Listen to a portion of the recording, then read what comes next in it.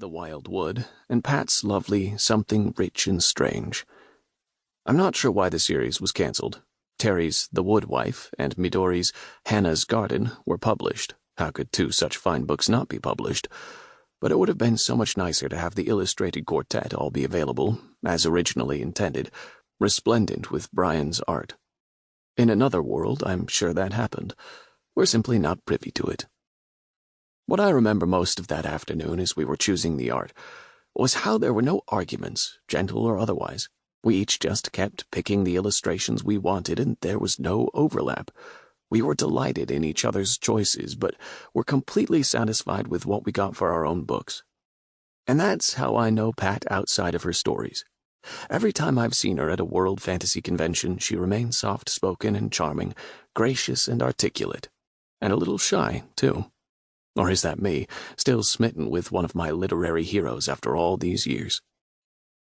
If you need to know more, turn to the reprint of her 2004 WizCon Guest of Honor speech at the end of this collection, which will give you a taste of her life outside of her books. Though really, as I said earlier, you're best off to dive right into the stories collected here. They might surprise you, because she doesn't always write the gentle fantasies with which she is usually associated. Her contemporary settings, which can have a little bit of a darker edge, are a perfect contrast to her gentler fantasies. She does both so very well.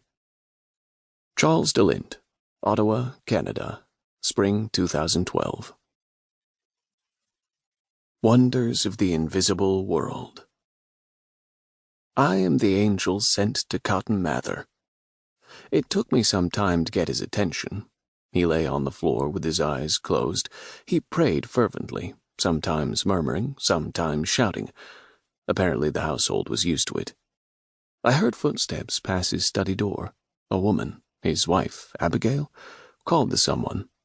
"If your throat is no better tomorrow, we'll have Philip pee in a cup for you to gargle." From the way the house smelled, Philip didn't bother much with cups. Cotton Mather smelled of smoke and sweat and wet wool. Winter had come early. The sky was black, the ground was white, the wind pinched like a witch and whined like a starving dog. There was no color in the landscape, and no mercy. Cotton Mather prayed to see the invisible world.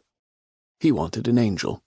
"Oh, Lord," he said in desperate, hoarse, weary cadences, like a sick child talking itself to sleep.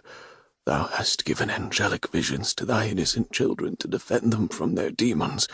Remember thy humble servant who prostrates himself in the dust, vile worm that I am, forsaking food and comfort and sleep, in humble hope that thou might bestow upon thy humble servant the blessing and hope at this harsh and evil time. A glimpse of thy shadow, a flicker of light in thine eye, a single word from thy mouth. Show me thy messengers of good who fly between the visible and invisible worlds. Grant me, O God, a vision." I cleared my throat a little. He didn't open his eyes. The fire was dying down.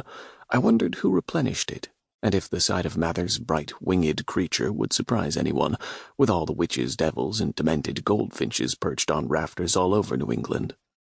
The firelight spilling across the wide planks glowed just beyond his outstretched hand.